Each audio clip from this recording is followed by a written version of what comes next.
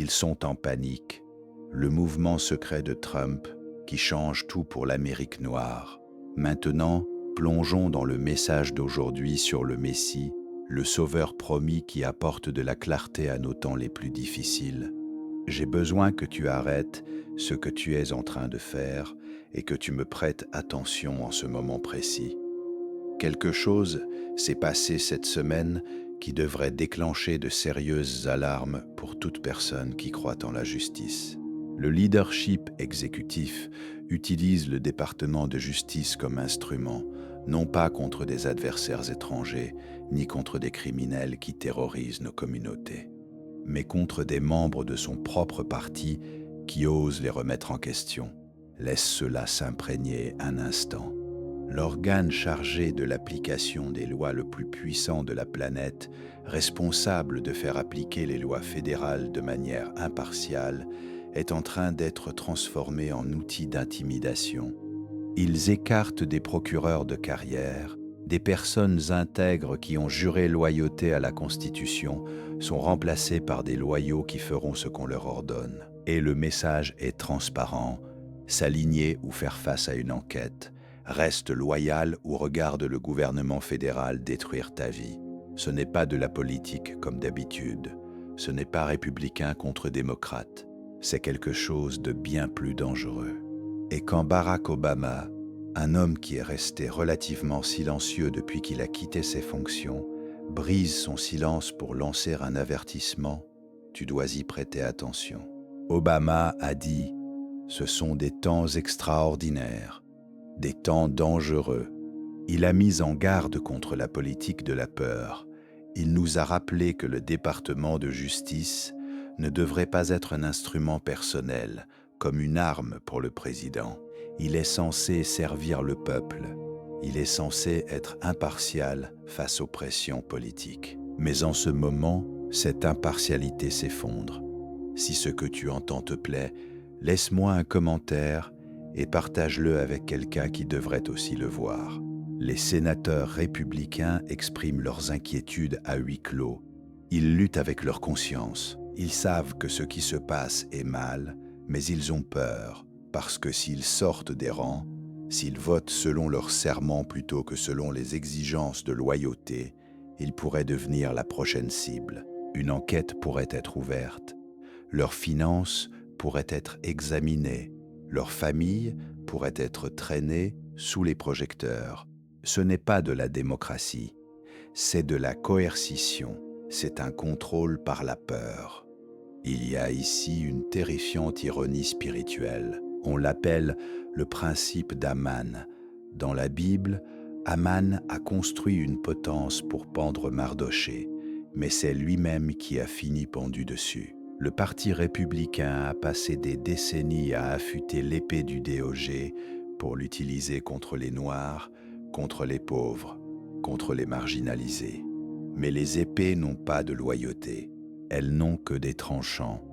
Et maintenant, la lame même qu'ils ont affûtée est tenue contre leur propre gorge. Ils sont terrifiés non pas parce que le système est brisé, mais parce que le système fonctionne exactement comme ils l'ont conçu, simplement contre la mauvaise cible. Et si tu penses que cela ne te concerne pas, tu as tort, parce que voici la vérité qu'on ne te dit pas. Quand le département de justice peut cibler n'importe qui pour des raisons politiques, il peut éventuellement cibler tout le monde. Quand les puissants membres du Congrès ne sont pas à l'abri des représailles politiques, qu'est-ce qui te fait croire que les citoyens ordinaires sont protégés? Pourquoi crois-tu que parler ne te coûtera pas tout? Le système qui est censé te protéger est en train d'être tordu en une arme. Et tu dois comprendre quelque chose de crucial, quelque chose qu'ils ne veulent pas que tu saches. Ce moment ici et maintenant fait écho à des schémas prophétisés dans la Bible. Tu m'as bien entendu. Ce qui se passe avec des dirigeants influents et le département de justice n'est pas nouveau. Ce n'est pas quelque chose sans précédent dans le grand schéma de l'histoire humaine. C'est un schéma qui se répète à travers les siècles. Et la Bible nous a avertis qu'il se reproduirait dans les derniers jours. Au moment où j'ai entendu Obama dire « Ce sont des temps dangereux », Au moment où j'ai lu des rapports sur des procureurs de carrière licenciés pour avoir refusé d'utiliser la loi comme arme, quelque chose s'est éveillé dans mon esprit. J'ai entendu l'écho d'anciens prophètes qui avertissaient contre des dirigeants corrompus dans les temps finaux, des dirigeants qui haïraient le bien et aimeraient le mal, des dirigeants qui utiliseraient la loi non pas pour protéger les innocents, mais pour attaquer quiconque s'opposerait à eux. Tourne-toi avec moi vers le livre de Michée 3, en commençant par le premier verset. Le prophète Michée parlait aux dirigeants d'Israël, mais ses paroles résonnent aujourd'hui. Écoute attentivement. Michée dit : Écoutez, chefs de Jacob, gouvernants d'Israël, ne devriez-vous pas embrasser la justice, vous qui haïssez le bien et aimez le mal ? Cela te semble familier quand la justice est pervertie pour servir le pouvoir plutôt que la vérité. C'est un mal déguisé en loi. C'est haïr le bien enveloppé dans un langage juridique. Mais Michée ne s'arrête pas là. Saute au verset 9. Il dit : Écoutez ceci, vous dirigeants qui méprisez la justice et qui tordez tout ce qui est juste, qui construisez Sion avec du sang et Jérusalem avec le mal. Ces dirigeants jugent pour un pot de vin. Ces prêtres enseignent contre rémunération et ces prophètes prédisent pour de l'argent. Et pourtant, ils s'appuient sur le Seigneur et lui disent : Le Seigneur n'est-il pas au milieu de nous ? Aucun désastre ne nous frappera. Lis-le lentement dans ton esprit. Ces dirigeants jugent pour un pot de vin. Cela ressemble à ce qui se passe en ce moment même selon des rapports récents. Le département de justice est utilisé comme monnaie d'échange. La loyauté s'achète avec la promesse de protection. La déloyauté est punie par la menace d'une enquête. Juger pour un pot de vin, ce n'est pas de l'argent qui change littéralement de main, c'est du pouvoir échangé contre de l'obéissance. Et regarde la dernière partie. Et pourtant, ils s'appuient sur le Seigneur et disent : Le Seigneur n'est-il pas au milieu de nous ?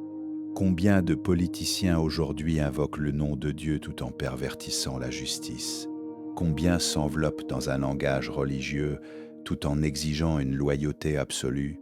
Combien prétendent faire l'œuvre de Dieu tout en attaquant quiconque défend la justice ? Ce n'est pas une coïncidence. Cela reflète des schémas prophétiques. Tu penses peut-être maintenant : d'accord, c'est un passage intéressant, mais voici ce que tu dois comprendre. Ce n'est pas seulement Michée.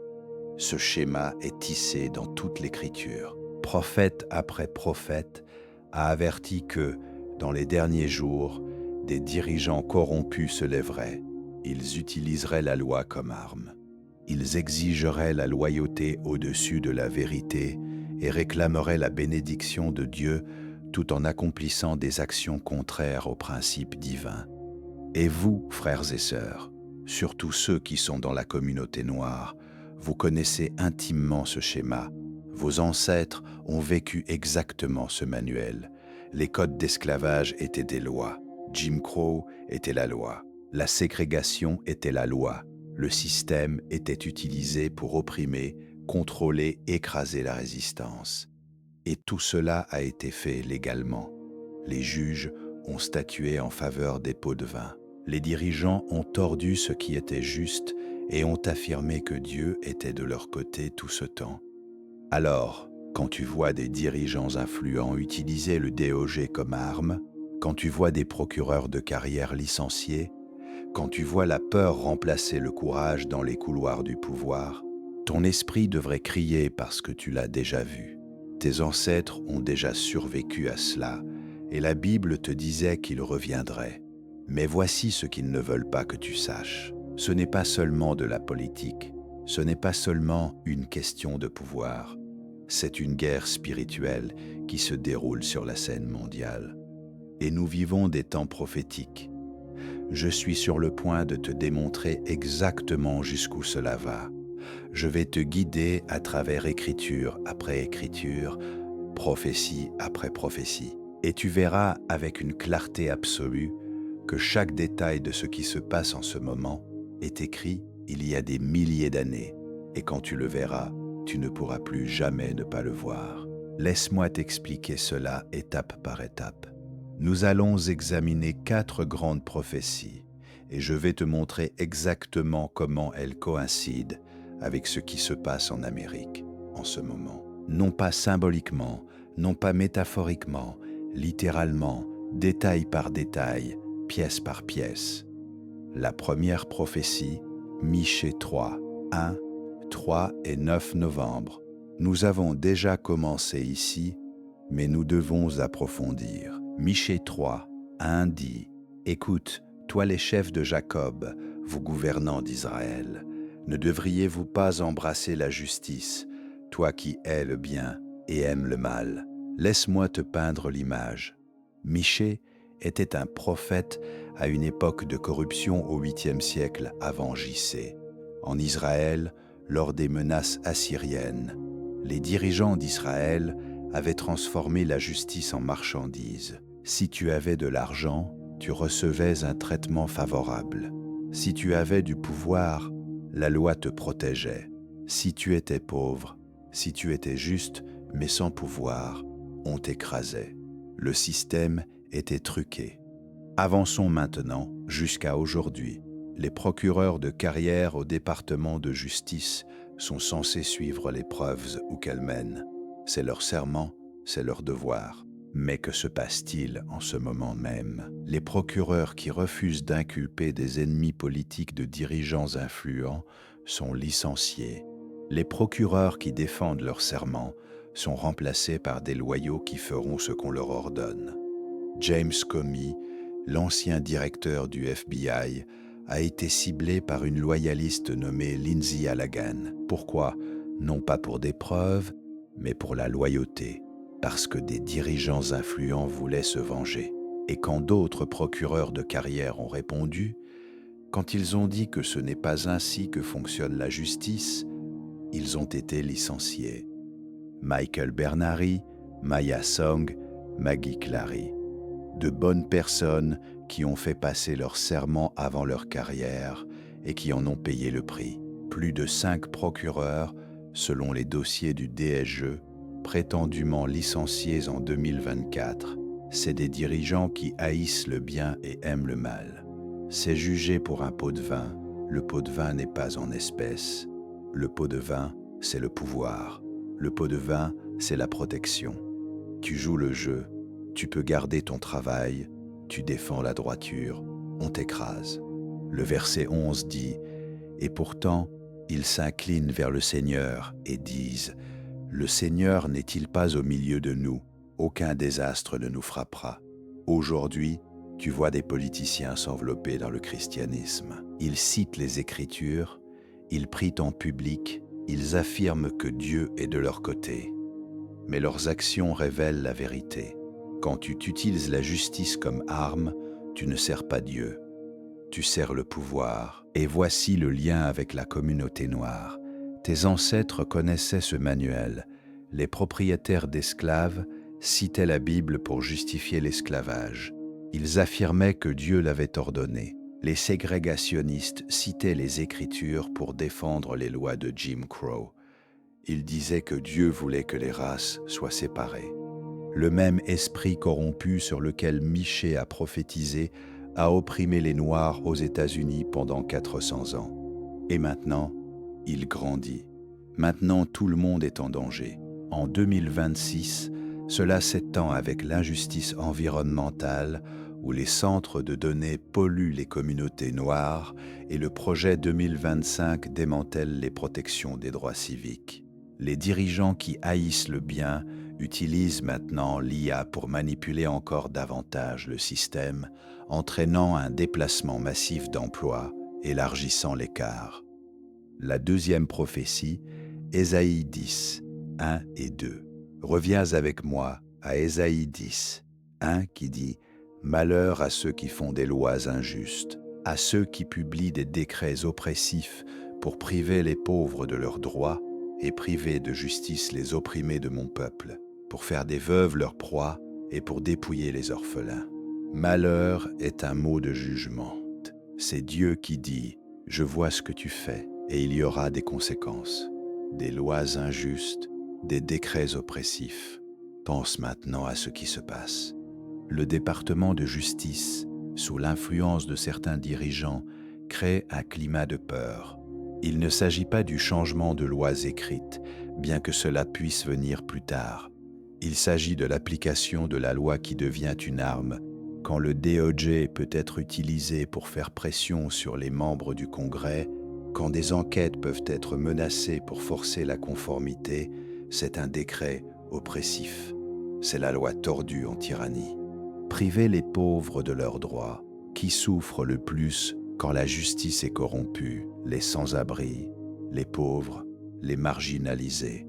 Quand le système devient loyauté plutôt que loi, les gens sans connexion, sans argent, sans influence sont écrasés en premier. Barack Obama l'a dit dans son discours. Si le DOJ peut cibler des membres du Congrès pour des raisons politiques, il peut éventuellement cibler tout le monde. Et il a raison. Mais laisse-moi te dire qui est ciblé en premier, les Noirs, les Latinos, les pauvres, les opprimés, parce que c'est ainsi que fonctionnent les systèmes corrompus. Ils testent leurs armes sur les sans-défense avant de les retourner contre les autres. Refuser la justice aux opprimés. Combien d'hommes noirs sont en prison en ce moment pour des crimes qu'ils n'ont pas commis? Combien de familles ont été détruites par un système judiciaire qui n'a jamais été conçu pour les protéger? Combien de mères attendent encore justice pour les fils qu'elles ont perdus aux mains de la police? Le système a retenu la justice des opprimés pendant des générations. Selon le Bureau des statistiques de la justice, 1,9 million de personnes incarcérées en 2023, de manière disproportionnée noire, à 33%. Ésaïe a prophétisé que cela arriverait. Malheur à ceux qui font cela. Le jugement approche. Faire des veuves leur proie et dépouiller les orphelins. L'incarcération de masse a créé des veuves, des mères élevant leurs enfants seuls, parce que les pères sont enfermés pendant des décennies pour des délits non violents. Le système a dépouillé les orphelins. Il a volé des avenirs, il a détruit des familles, et tout cela a été fait légalement sous couverture légale. C'est la prophétie et elle se déroule en ce moment même.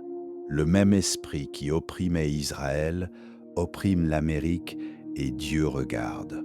En 2026, les disparités en matière de santé s'aggravent avec la hausse des coûts dus à certains agendas et les interdictions d'avortement nuisent de manière disproportionnée aux femmes noires. L'incarcération de masse se combine maintenant à la surveillance par IA volant des avenirs. L'instabilité climatique s'aggrave, transformant les zones opprimées en zones de catastrophe. La troisième prophétie, Habacuc 1, 4. Le prophète Habacuc a crié vers Dieu avec frustration. Il a dit « Par conséquent, la loi est paralysée et la justice ne prévaut jamais. Les méchants encerclent les justes, de sorte que la justice est pervertie. La loi est paralysée. » Pense à ce que cela signifie. La loi existe, mais elle ne peut pas fonctionner comme elle est censée le faire. Elle est gelée, elle est piégée. Elle devient incapable de faire le bien. C'est exactement ce qui se passe au département de justice en ce moment même. Les procureurs de carrière se trouvent pris entre leurs serments et leurs ordres. Ils ont juré de défendre la Constitution. Ils ont juré de suivre les preuves. Mais on leur dit de suivre la loyauté. On leur ordonne d'inculper les ennemis et de protéger les amis. La loi est paralysée parce que les personnes chargées de la faire respecter sont piégées. Les législateurs républicains vivent la même chose. Ils ont juré loyauté à la Constitution. Ils sont censés représenter leurs électeurs.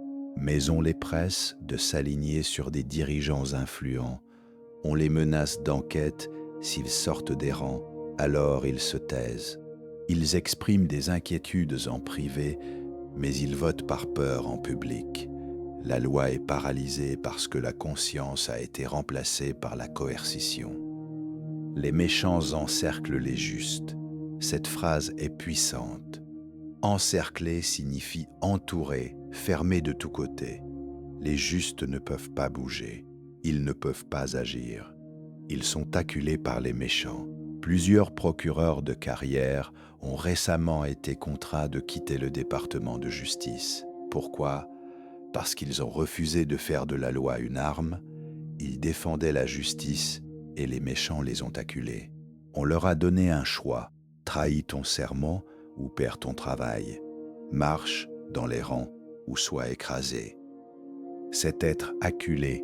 La justice est pervertie, non pas absente, pervertie. Le système existe toujours. Les tribunaux fonctionnent encore. Les lois sont toujours en vigueur, mais son but a été déformé. La justice n'est plus une question de vérité, c'est une question de pouvoir. Il ne s'agit plus de protéger les innocents, il s'agit de protéger les loyaux. Et voici la comparaison.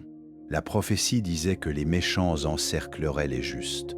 Les nouvelles montrent des sénateurs républicains exprimant des inquiétudes, mais s'alignant par peur.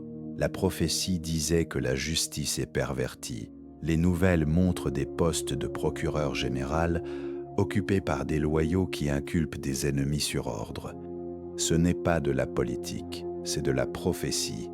Et Habacuc l'a vu venir il y a des milliers d'années, pendant l'invasion babylonienne au vieil siècle, avant JC. En 2026, la loi paralysée par des risques géopolitiques, avec des conflits en Afrique qui déplacent des populations noires. Les méchants confinés avec des frontières numériques mènent maintenant à une crise migratoire qui met encore plus à l'épreuve les systèmes corrompus.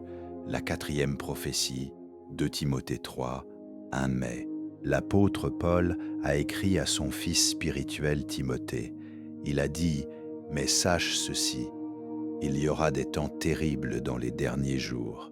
Les gens seront égoïstes, amateurs d'argent, fanfarons, orgueilleux, blasphémateurs, désobéissants à leurs parents, ingrats, impies, sans affection naturelle, implacables, calomniateurs, sans maîtrise de soi, brutaux, ennemis du bien, traîtres impétueux, enflés d'orgueil, amateurs de volupté plutôt qu'amateurs de Dieu, ayant une apparence de piété, mais reniant ce qui en fait la force.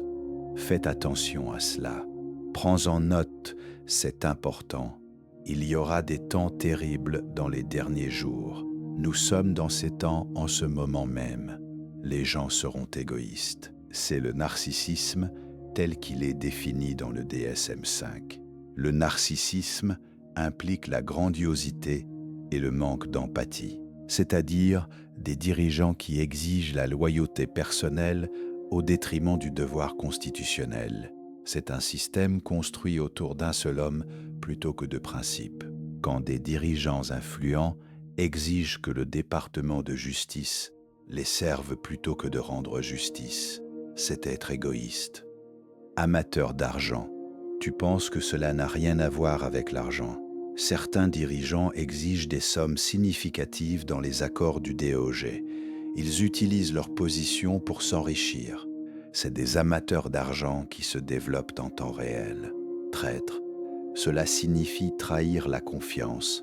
Quand tu fais du DOG une arme contre tes propres compagnons de groupe, c'est de la trahison. Quand tu menaces d'enquêter pour forcer la loyauté, tu trahis tout le concept de justice, sans maîtrise de soi.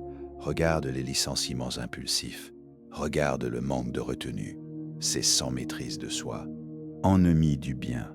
Quand tu hais la droiture, quand tu punis les gens pour avoir fait ce qui est juste, quand tu récompenses la corruption et écrases l'intégrité, tu n'es pas un ami du bien. Et voici la phrase qui devrait t'inviter à une profonde réflexion. Ayant une apparence de piété, mais en reniant la puissance. Il semble religieux, il cite les Écritures, il prie en public, mais il renie la puissance de la piété, qui est la vérité, la justice, la droiture et l'amour. Ils ont la forme sans la substance, ils ont l'apparence sans la réalité. Chacune des caractéristiques que Paul a énumérées est présente dans le leadership américain en ce moment. Égoïste, amateur d'argent, traître sans maîtrise de soi, ennemi du bien, ayant une apparence de piété, mais en reniant la puissance. Ce n'est pas seulement une prophétie qui s'accomplit, ce sont plusieurs prophéties convergentes en même temps. Et cette convergence nous dit quelque chose de fondamental. Nous ne sommes pas dans des temps normaux. Nous sommes dans les derniers jours.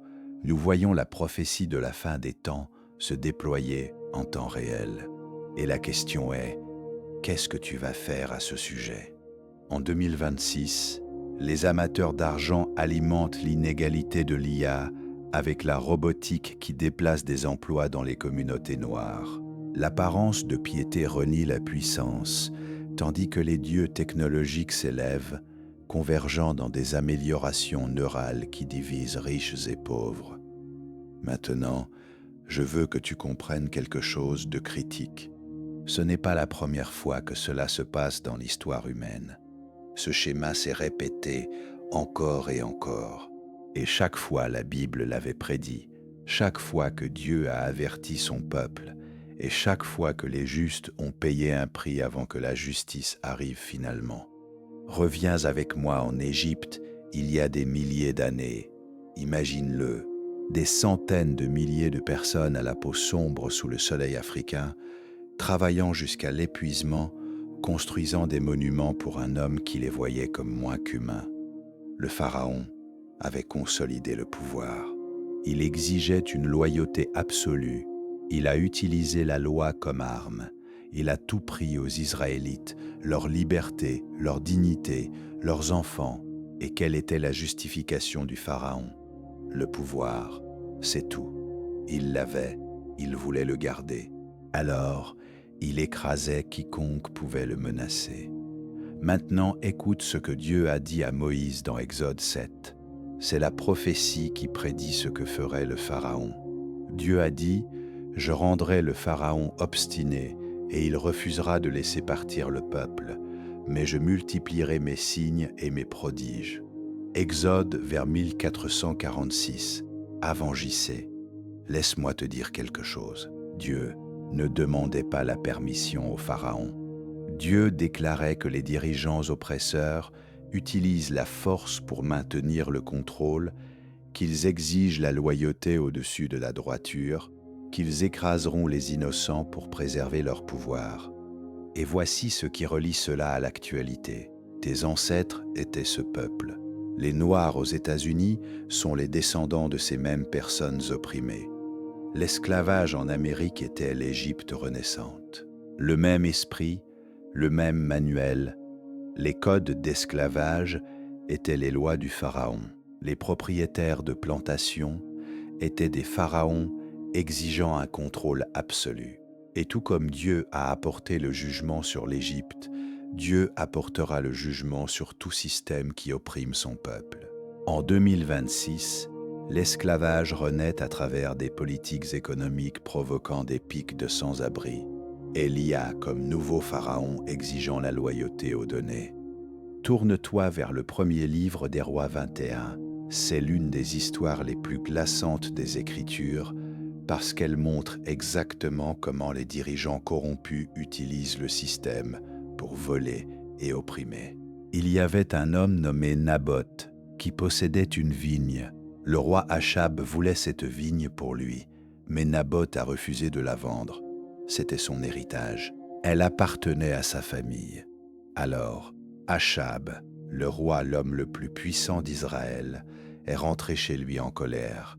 Il a boudé, puis sa femme Jézabel est venue à lui. Elle lui a demandé pourquoi il était si contrarié. Il lui a parlé de Naboth. Et voici ce que Jézabel a dit. « N'es-tu pas toi qui gouvernes Israël? Lève-toi et mange. Je t'apporterai la vigne de Naboth le Jizréélite. » Alors, elle a écrit des lettres au nom d'Acha et les a scellées de son sceau. Elle a écrit aux anciens de la ville de Naboth, disant « Proclamez un jour de jeûne et placez Naboth à une place de choix parmi le peuple, mais placez 2 vauriens en face de lui et qu'il témoigne qu'il a maudit à la fois Dieu et le roi. Puis emmenez-le et lapidez-le jusqu'à ce qu'il meure. » Et c'est exactement ce qui s'est passé. Ils ont utilisé le système légal, ils ont rendu officiel, ils l'ont rendu légal et ils ont volé un homme innocent et l'ont tué dans le processus.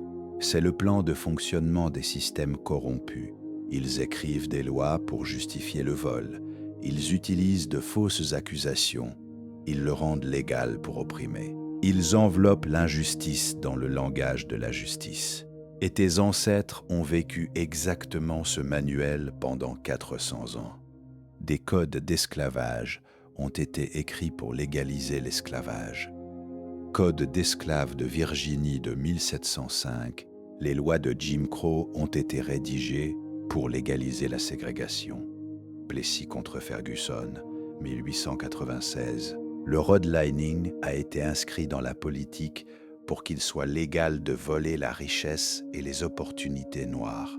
Politique de l'administration fédérale du logement de 1934 à 1968, le système était truqué, le jeu était truqué, mais tout cela a été fait légalement, par des canaux officiels, avec la bénédiction des tribunaux et des gouvernements. Et tout comme Dieu a apporté le jugement sur Achab et Jézabel, Dieu apportera le jugement sur tout système qui vole les innocents et opprime les pauvres. Ne manque pas le détail glaçant de cette histoire. Jézabel n'envoyait pas de homme de main au milieu de la nuit. Elle envoyait des lettres. Elle a utilisé le sceau du roi. Elle a utilisé le jour du jeûne. Tout était officiel.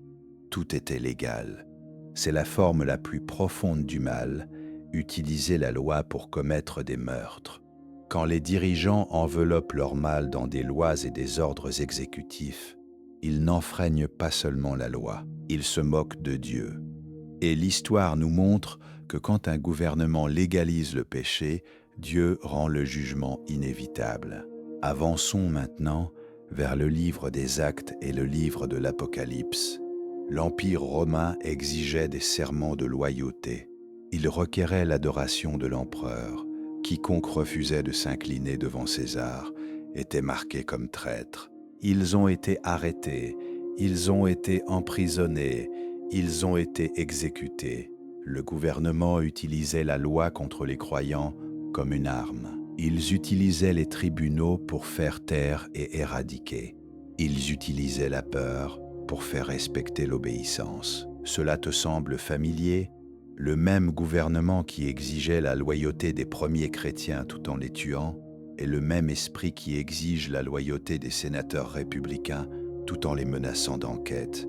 C'est le même esprit qui a utilisé la loi pour opprimer les Noirs pendant des siècles. C'est le même esprit qu'a utilisé le Pharaon, qu'a utilisé Achab, que tous les tyrans de l'histoire ont utilisé. Paul a écrit à ce sujet dans Romains 12, 2. Il a dit « Ne vous conformez pas au schéma de ce monde. Le schéma du monde est que le pouvoir exige l'obéissance. Le schéma du monde est que les forts écrasent les faibles. Le schéma du monde est que la loi sert les puissants, pas le peuple. Mais Dieu brise ce schéma. Dieu l'expose. Dieu nous montre que nous avons déjà vu cela. Nous savons comment cela se termine et nous savons ce que nous devons faire. Mais il y a quelque chose que le système sous-estime toujours, sans exception. Tout au long de l'histoire humaine, du Pharaon à l'Empire romain, des codes d'esclavage à Jim Crow, le système commet la même erreur fatale. Il croit qu'il peut écraser ce que Dieu a promis de protéger. Et cela ne fonctionne jamais. Cela n'a jamais fonctionné et cela ne va pas fonctionner maintenant. Parce qu'il y a un schéma que la Bible répète avec une cohérence qui devrait faire trembler tout dirigeant corrompu qui prendrait un moment pour la lire. Dieu n'intervient pas immédiatement.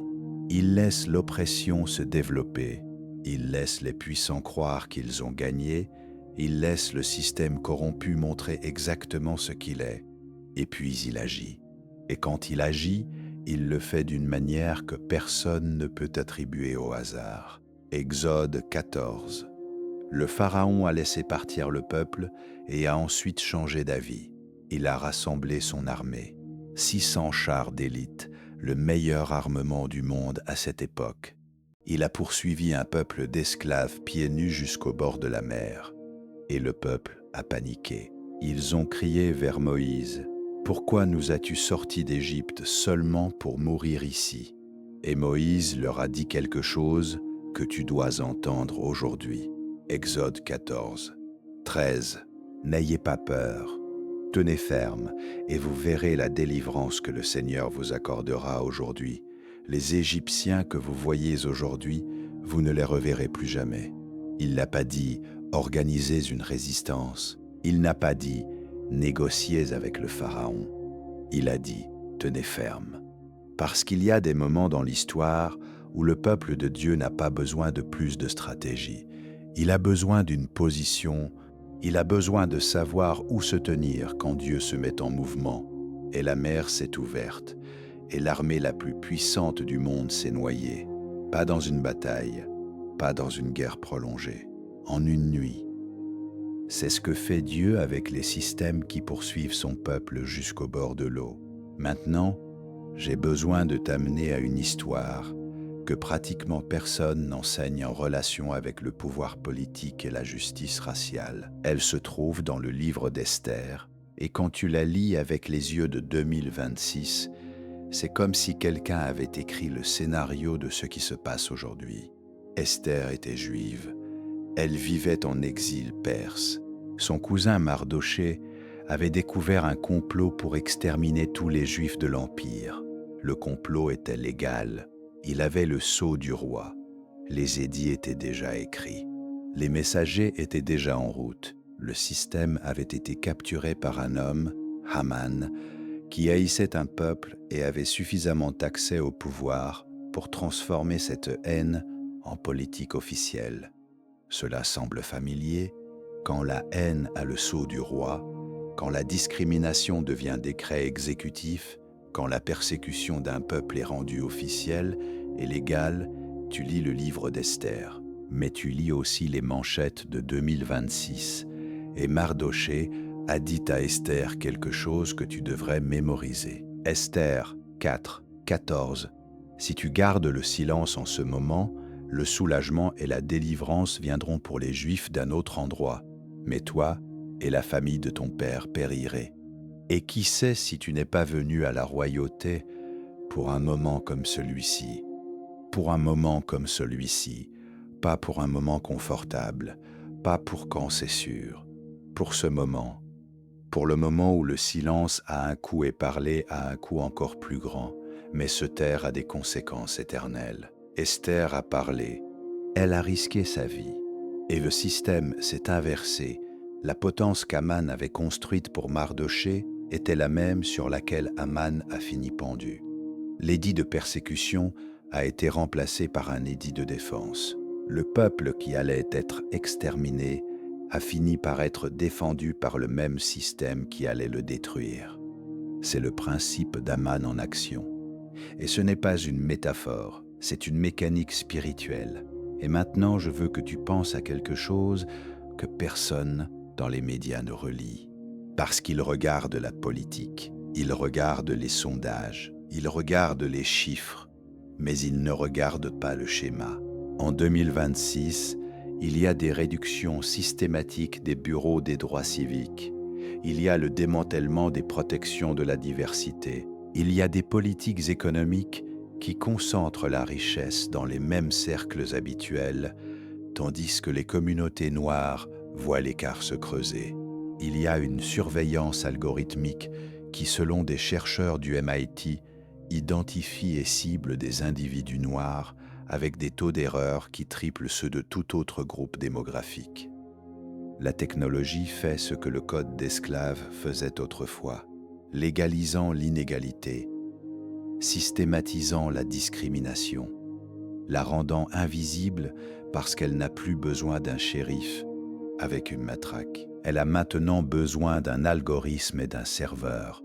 Amos 5, 24 dit la même chose depuis des milliers d'années. Mais que le droit coule comme l'eau et la justice comme un ruisseau pérenne, pas comme un robinet qui s'ouvre quand c'est pratique et se ferme quand c'est inconfortable, comme un ruisseau pérenne. Continu, incessant, sans exception selon le code postal, ni selon la couleur de peau, ni selon l'accès aux connexions politiques. Quand la justice est un ruisseau qui ne coule que dans certains quartiers, ce n'est pas de la justice, c'est un privilège avec un nom légal, et Dieu l'appelle par son nom et annonce sa fin. Mais voici la partie dont tu as le plus besoin d'entendre, parce que jusqu'à présent, nous avons parlé de ce que fait le système. Mais la Bible ne décrit pas seulement l'oppression, la Bible décrit la réponse. Et la réponse du peuple de Dieu n'a jamais été la passivité ni seulement l'indignation. C'était la construction.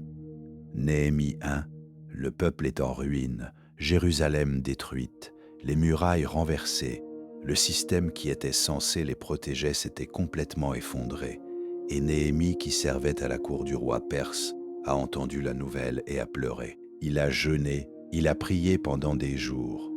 Et puis il a fait quelque chose qu'aucun prophète ne lui avait ordonné. Il s'est présenté devant le roi, a demandé la permission, a obtenu des ressources et est rentré chez lui pour reconstruire. Il n'a pas attendu que le système change d'avis. Il n'a pas attendu que les oppresseurs se repentent. Il a reconstruit pendant que les ennemis se moquaient. Néhémie 4, 17 dit que les constructeurs portaient la charge d'une main et de l'autre tenaient une arme. Ils construisaient et se défendaient en même temps. Cette image est la réponse biblique à l'oppression systémique. Ne pas fuir, ne pas se rendre, ne pas attendre que l'oppresseur te donne la permission de te restaurer. Construire, avec une main sur la tâche et l'autre sur la défense de ce qui t'appartient. En 2026, cela signifie construire sa propre économie. Cela signifie investir dans les communautés noires avant d'attendre que le système le fasse. Cela signifie créer des structures éducatives qui ne dépendent pas du fait que le gouvernement décide si l'histoire complète mérite d'être enseignée. Cela signifie le réseautage économique, le mentorat intergénérationnel, la propriété collective. La même énergie avec laquelle Néhémie a reconstruit les murs. Et il y a une 5e prophétie que j'ai besoin de te montrer, parce que les 4 précédentes décrivent le point de rupture. Joël 2, 28-29, « Après cela, je répandrai mon esprit sur toute chair. Vos fils et vos filles prophétiseront, vos anciens rêveront des rêves, vos jeunes gens verront des visions. Et aussi, sur les serviteurs et sur les servantes, je répandrai mon esprit en ces jours-là. » Remarque qui cette prophétie inclut fils et filles, anciens et jeunes, serviteurs et servantes. L'esprit ne se répand pas sur le palais. Il se répand sur les marginalisés, sur ceux que le système considère comme jetables, sur ceux qui n'ont pas accès au couloir du pouvoir. L'apôtre Pierre a cité ce passage de Joël le jour de la Pentecôte dans Acte 2. Au moment où le Saint-Esprit est venu sur l'Église, Pierre l'a interprété comme l'accomplissement de Joël. Le réveil spirituel le plus puissant de l'histoire a commencé exactement ainsi, avec des personnes que l'Empire romain ne considérait pas pertinentes, recevant un pouvoir qu'aucun empereur ne pouvait conférer ni retirer. Et ce qui se passe en Afrique subsaharienne, au Nigeria, au Ghana, au Kenya, dans la diaspora noire d'Amérique et d'Europe, est l'écho de cette même prophétie, l'esprit répandu sur ceux que le système a sous-estimés. Un réveil là où l'analyse politique n'attendait pas de réveil. Un pouvoir spirituel là où le pouvoir politique avait échoué. Ce n'est pas une consolation bon marché, c'est un schéma prophétique. Et si tu le vois, cela change la façon dont tu comprends ce qui se passe. Alors, laisse-moi te dire exactement quoi faire avec tout cela, parce que l'information sans direction n'est que de l'anxiété avec des données. Premièrement, ne te conforme pas à la peur. La peur est le principal outil de tout système oppresseur, depuis le pharaon jusqu'à aujourd'hui. Quand le DOJ menace des enquêtes pour acheter le silence, quand les politiques économiques créent la précarité pour maintenir la dépendance, quand l'algorithme te surveille pour que tu saches qu'on te surveille, l'objectif est le même que celui du pharaon, te paralyser, que tu calcules le coût de parler et que tu décides que c'est trop élevé, Ne te conforme pas à ce calcul. Deuxièmement, rappelle-toi que la potence d'Aman finit toujours avec Aman. Les systèmes construits sur l'injustice portent leur propre destruction en eux, non pas parce que l'histoire est automatiquement juste, mais parce que Dieu, qui a promis que la justice coulera comme un ruisseau pérenne, ne rompt pas ses promesses. Le jugement peut tarder, mais il arrive, et quand il arrive, il le fait avec une efficacité qui laisse sans argument ceux qui ont parié sur l'injustice. Troisièmement, construis pendant que tu attends.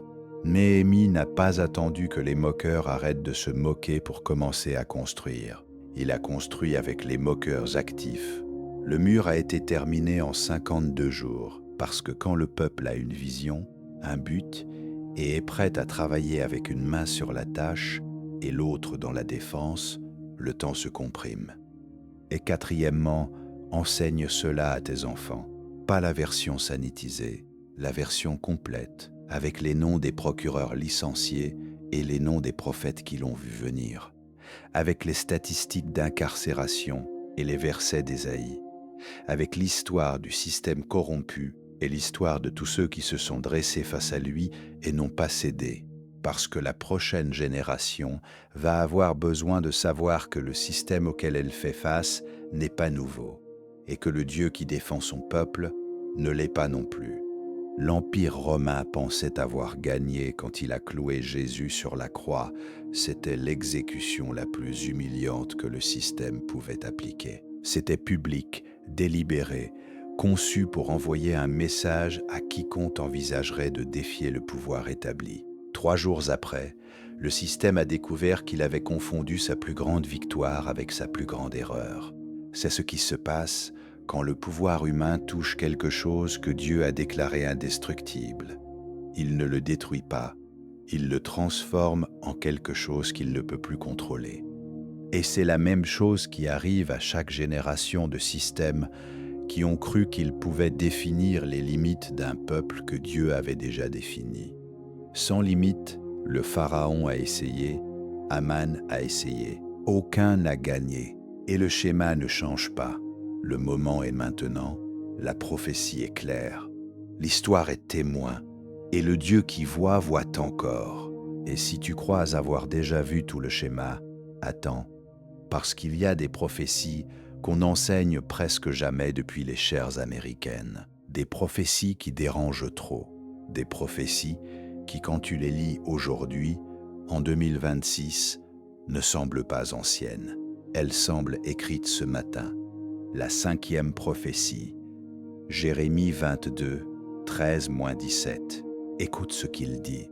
Jérémie déclare « Malheur à celui qui bâtit son palais avec injustice, ses étages supérieurs avec un mauvais traitement, qui fait travailler son prochain sans salaire et ne lui donne pas sa rémunération. Qui dit « Je me construirai un grand palais avec de grandes chambres et de grandes fenêtres, lambrisé de cèdre et peint en rouge. » Est-ce être roi que d'avoir plus de cèdre que ton père? N'a-t-il pas aussi mangé et bu? Il pratiquait le droit et la justice, et tout allait bien. Il défendait la cause du pauvre et du nécessiteux, et tout allait bien. N'est-ce pas là me connaître? Dit le Seigneur. Mais tes yeux et ton cœur ne vont qu'après le gain malhonnête, après le sang innocent, à répandre après l'oppression et l'extorsion. Arrête-toi là, Jérémie ne parle pas d'un dictateur obscur d'une nation lointaine. Il parle d'un roi qui construit des palais, qui s'obsède pour la taille de ses chambres, qui mesure sa grandeur en cèdre et en décoration, qui confond accumuler avec gouverner. Et Dieu l'appelle par son nom. Malheur, en 2026, quand tu vois des dirigeants qui mesurent leur succès en propriété et en nouvelles sur eux-mêmes, tout en réduisant les programmes de logement pour les pauvres, tandis que le nombre de sans-abri dans les communautés noires augue. Le prophète pose une question dévastatrice. N'est-ce pas cela me connaître? Dieu définit le fait de le connaître comme défendre la cause du pauvre, pas comme citer les Écritures en public, pas comme invoquer son nom dans des discours, mais comme défendre le pauvre, comme pratiquer le droit et la justice, comme faire que tout aille bien pour celui qui n'a pas le pouvoir de se protéger lui-même. Quand cela disparaît d'un gouvernement, Dieu ne dit pas qu'il est déçu, il dit malheur. Et dans la Bible, ce n'est plus une plainte, c'est une sentence. La 6e prophétie. Ézéchiel 34, 1 avril. C'est l'un des passages les plus percutants de tout l'Ancien Testament, parce qu'il ne s'adresse pas aux ennemis d'Israël, il s'adresse aux dirigeants d'Israël, aux bergers, ceux qui sont censés prendre soin du troupeau. Ézéchiel dit « La parole du Seigneur me vint. Fils de l'homme, prophétise contre les bergers d'Israël. Prophétise et dis-leur, ainsi parle le Seigneur souverain. Malheur aux bergers d'Israël qui ne prennent soin que d'eux-mêmes. Les bergers ne devraient-ils pas prendre soin du troupeau? Vous mangez la graisse, vous vous habillez de la laine et vous abattez les meilleures brebis, mais vous ne prenez pas soin du troupeau. Vous n'avez pas fortifié les faibles, vous n'avez pas bandé les blessés. Vous n'avez pas ramené ceux qui se sont éloignés, ni cherché ceux qui étaient perdus. Vous les avez gouvernés avec dureté et brutalité. Avec dureté et brutalité. Cette expression en hébreu est péré et chazaka, force excessive, domination inutile, l'usage du pouvoir non pas pour protéger, mais pour contrôler. En 2026, lorsque l'incarcération de masse reste la principale réponse de l'État à la pauvreté dans les communautés noires, lorsque les services de police dans des villes dont les maires invoquent Dieu continuent de tuer des hommes noirs non armés à des taux qui n'ont pas d'équivalent dans aucune démocratie occidentale, lorsque les programmes de santé mentale sont les premiers à être coupés, tandis que les budgets de surveillance augmentent, tu es en train de lire Ézéchiel 34. Vous ne guérissez pas les malades. Les disparités de santé dans les communautés noires se sont approfondies après le Covid et restent sans réponse structurelle. Vous ne bandez pas les blessés. Les traumatismes générationnels de l'esclavage, de Jim Crow, de l'incarcération de masse n'ont aucun programme fédéral de réparation ni de reconnaissance officielle soutenu. Vous ne cherchez pas les perdus. Il y a des générations de jeunes noirs que le système a abandonnés avant qu'ils aient eu la chance de montrer ce qu'ils pouvaient devenir. Et les bergers, les dirigeants politiques, les dirigeants religieux qui les applaudissent, se vêtent de laine et mangent la graisse. Ils s'enrichissent, ils se perpétuent, ils se protègent mutuellement. Dieu prononce aussi malheur sur eux. Mais maintenant, j'ai besoin de t'amener à l'histoire de résistance la plus ignorée, parce que la Bible ne documente pas seulement l'oppression. Elle documente ceux qui se sont dressés devant elle, sans armes, sans armée, sans pouvoir politique, et qui ont gagné. Les sages-femmes d'Égypte. Exode 1, 15-21. Le pharaon avait ordonné quelque chose de monstrueux. Chaque fils mâle né d'une femme hébreu devait être jeté dans le Nil. C'était un ordre de génocide, c'était une politique officielle, c'était la loi de l'État. Et il y avait 2 femmes dont le travail était d'assister aux accouchements, Shifra et Pua, 2 sages-femmes, sans armée, sans influence politique, sans accès au couloir du pouvoir. Le texte ne nous dit même pas avec certitude leur ethnie, bien que la tradition suggère qu'elles étaient hébreux ou égyptiennes assistant les Hébreux. Ce que nous savons, c'est ce qu'elles ont fait. Elles n'ont pas obéi au Pharaon. Exode 1, 17. Cependant, les sages-femmes craignaient Dieu et ne firent pas ce que le roi d'Égypte leur avait ordonné. Elles laissèrent vivre les enfants. Le Pharaon les convoqua et leur demanda pourquoi, et elles répondirent avec astuce. Elles dirent que les femmes hébreux étaient si vigoureuses qu'elles accouchaient avant leur arrivée, et le texte dit quelque chose qui devrait être gravé dans la mémoire de toute personne confrontée à un ordre injuste. Exode 1, 20-21. Dieu fut bon envers les sages femmes, et le peuple se multiplia et devint encore plus nombreux. Et parce que les sages femmes craignaient Dieu, il leur donna des familles à elles. Dieu a récompensé la désobéissance civile. Dieu a récompensé le refus d'un ordre gouvernemental lorsque cet ordre violait son mandat de protéger la vie. Il n'y a aucune ambiguïté dans le texte. Les sages-femmes ont désobéi au Pharaon. Dieu les a bénis. En 2026, lorsqu'il y a des éducateurs qui refusent d'effacer l'histoire noire de leur programme, même si les politiques de l'État l'ordonnent, lorsqu'il y a des médecins qui continuent de servir des communautés sans assurance, même si les incitations économiques pointent dans une autre direction, lorsqu'il y a des procureurs qui refusent d'utiliser la loi comme arme, même si cela leur coûte leur emploi, ce sont Shifra et Pua. Ce sont les héritiers de leur sainte désobéissance. Et le même Dieu qui les a protégés est toujours le même Dieu aujourd'hui. La 7e prophétie. Daniel 7, 21-22 et 25-27. Daniel a eu une vision de bêtes qui représentaient des empires, et dans cette vision, il a vu quelque chose qui devrait arrêter net quiconque la lit. Verset 21. Je regardais, et cette corne faisait la guerre aux saints et l'emportait sur eux, jusqu'à ce que l'Ancien des jours vînt, et que le jugement fut donné en faveur des saints du Très-Haut, et que le temps arriva où les saints prirent possession du royaume. Ils l'emportaient. Le texte ne dit pas que le pouvoir oppresseur a essayé d'attaquer le peuple de Dieu. Il dit qu'il l'emportait. Il y a eu des moments où il semblait que le système corrompu gagnait, que les saints étaient vaincus, que l'injustice avançait. Et puis le verset 25, « Il prononcera des paroles contre le Très-Haut. Il opprimera les saints du Très-Haut, et il espérera changer les temps et la loi. Les saints seront livrés entre ses mains pendant un temps, des temps et la moitié d'un temps. Il espérera changer les temps et la loi.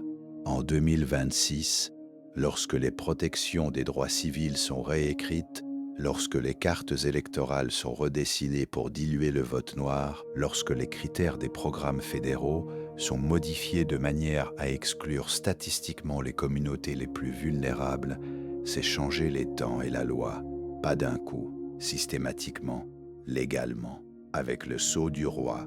Mais Daniel ne s'arrête pas là. Verset 26. Puis le tribunal tiendra séance, on lui ôtera sa domination, et elle sera détruite et anéantie pour toujours. Le royaume, la domination et la grandeur de tous les royaumes qui sont sous les cieux seront donnés au peuple des saints du Très-Haut. Son royaume sera un royaume éternel, et tous les dominateurs le serviront et lui obéiront. Le tribunal tiendra séance, pas le tribunal de Washington, pas la Cour suprême, le tribunal devant lequel tout genou fléchira. Et devant ce tribunal, ne compte pas le nombre de procureurs loyaux que tu as engagés, ni combien d'édits tu as scellés avec combien de sceaux. Ce qui compte, c'est ce que tu as fait avec le pouvoir qui t'a été donné, et si tu l'as utilisé pour protéger le pauvre ou pour t'enrichir en l'écrasant.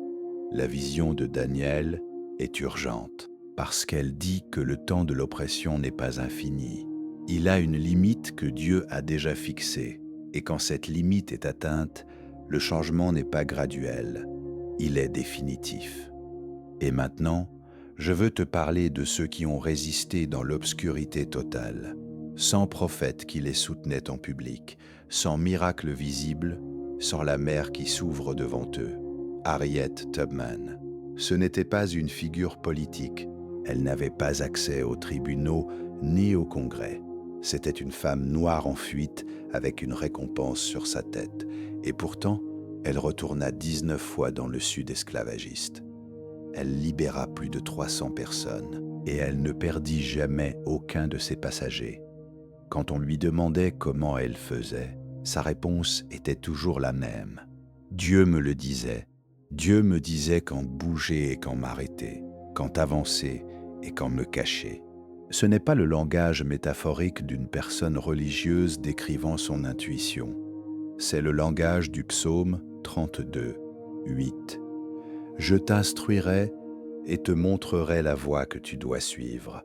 Je te conseillerai, j'aurai le regard sur toi. Harriet Tubman vivait ce verset d'une manière que la plupart des croyants confortablement assis sur leur banc n'ont jamais eu à le faire. Et ce qui est plus perturbant, ce qui devrait ébranler toute théologie qui transforme la foi en assurance de prospérité, c'est ceci: Harriet Tubman n'a pas échappé à la souffrance.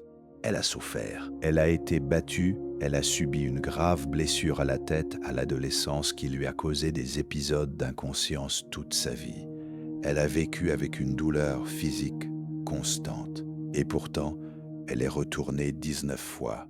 Non pas parce que le système avait changé, mais parce que Dieu lui avait dit de bouger ses pieds, et elle croyait plus en lui qu'au système. En 2026, lorsque les éducateurs qui enseignent l'histoire noire complète sont menacés de perdre leur licence dans des États avec de nouvelles restrictions curriculaires, lorsque les activistes qui documentent la brutalité policière font face à un harcèlement systématique, lorsque les pasteurs qui prêchent la justice économique depuis la chair voient leur congrégation subir des pressions de la part de leurs employeurs, ce sont les héritiers d'Harriet Tubman, ceux qui bougent leurs pieds même si le système dit qu'il est illégal de bouger. Et il y a une dernière histoire de résistance que tu dois connaître, parce qu'elle se trouve dans le Nouveau Testament, et elle décrit exactement la situation de la communauté noire en Amérique avec une précision qui ne devrait pas être possible 20 siècles plus tard. Acte 16, 16 avril 0. Paul et Silas à Philipps. Ils avaient libéré une esclave d'un esprit qui lui faisait prédire l'avenir. Ses maîtres l'utilisaient pour gagner de l'argent. Quand Paul a éliminé cette source d'exploitation, les maîtres se sont mis en colère, parce qu'ils se souciaient de l'esclave, parce qu'ils avaient perdu des revenus. Alors ils ont traîné Paul et Silas devant les autorités. Et note ce qu'ils ont dit. Acte 16, 20-21. Ces hommes troublent notre ville et annoncent des coutumes qu'il ne nous est pas permis d'adopter ni de pratiquer, à nous qui sommes romains. Ils n'ont pas dit « ces hommes sont dangereux ». Ils ont dit « ils perturbent l'ordre ». Ils introduisent des coutumes qui menacent notre manière de faire les choses ici. Ils déstabilisent un système qui fonctionne pour nous. Le langage de la préservation du système au-dessus du langage de la justice, c'est le même langage qu'a utilisé chaque défenseur de l'esclavage américain. C'est le même langage qu'a utilisé chaque architecte de Jim Crow. C'est le même langage qui est utilisé aujourd'hui quand on parle de préserver l'ordre face à ceux qui demandent une réforme de la police ou des réparations ou l'égalité d'accès au logement. Paul et Silas ont été fouettés. Ils ont été emprisonnés. On leur a mis les pieds dans les ceps. Le système les a écrasés complètement et légalement. Et à minuit, acte 16, 25, vers le milieu de la nuit, Paul et Silas priaient et chantaient des hymnes à Dieu, et les autres prisonniers les écoutaient. À minuit, enchaînés, avec des plaies ouvertes, en train de chanter. Ce n'est pas de l'optimisme naïf, c'est de la résistance spirituelle active. C'est déclarer avec le corps brisé que le système n'a pas gagné parce que le système n'a jamais possédé ce qui comptait. Il n'avait pas l'esprit, et l'esprit ne se met pas en prison. Puis, le sol a tremblé, les portes se sont ouvertes, les chaînes sont tombées, pas seulement celles de Paul et Silas, celles de tous les prisonniers.